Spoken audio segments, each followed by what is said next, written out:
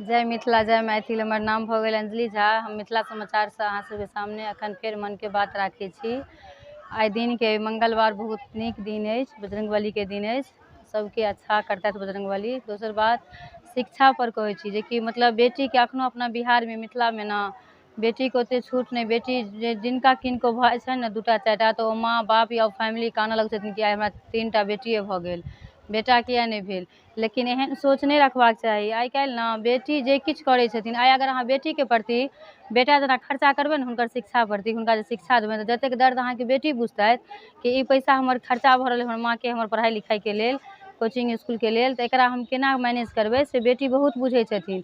लेकिन बेटा नहीं बुझै छथिन। कतबो अहाँके गरीबी अइ, गरीबी से दिक्कत काटि कऽ अहाँ बच्चा के पढ़ा रहल छियै, लेकिन ओ गरीबी के महत्व अहाँके बेटा नहीं देत, अहाँके बेटिए देत।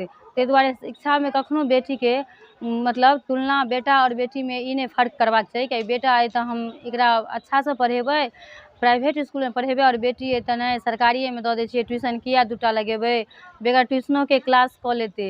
एहन किछु सोच नहीं रखबाक चाही। जे माँ एहन सोच राखै छथिन, ओहि माँ के आशा कखनो बेटा नहीं पूरा करै छथिन।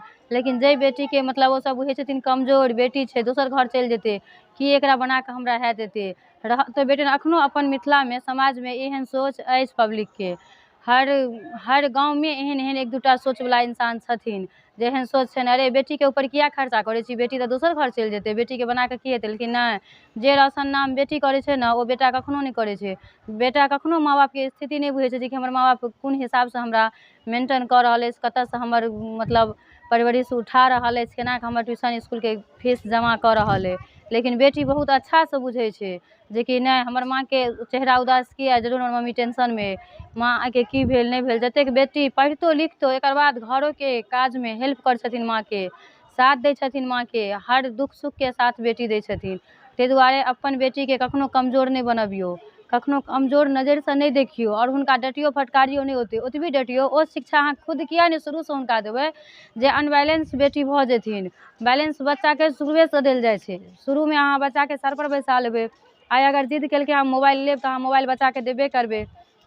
अखनका बेटा सबके तऽ माँ बाप ओ तरीका दऽ देने छथिन, जे 7 क्लास के बच्चा सब मोबाइल राखै छै। लेकिन वएह चीज अगर बेटी 1 सेकेंड मोबाइल छू लेतै, तऽ देखियौ कतेक रंग के ओकरा पर में आरोप लागऽ लगै छनि।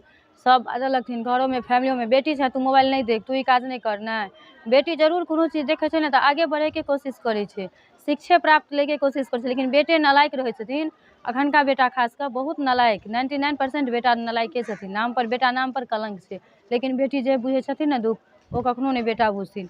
इएह बात के साथ हम अपन वाणी के विराम करै छी। जय मिथिला जय मैथिल, जय हिंद जय भारत। हमर नाम अंजलि झा भऽ गेल। जे केओ हमर वीडियो देखब लाइक कमेंट जरूर करब।